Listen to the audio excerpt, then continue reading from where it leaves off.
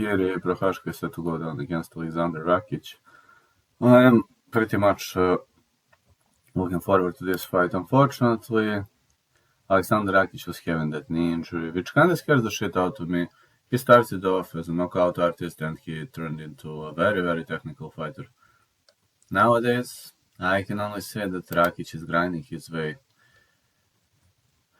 out, and this victory could maybe even give him a title shot, But on the other side, there is another problem, and that problem is called Jiří Procházka's knockout power. Procházka goes for all or nothing.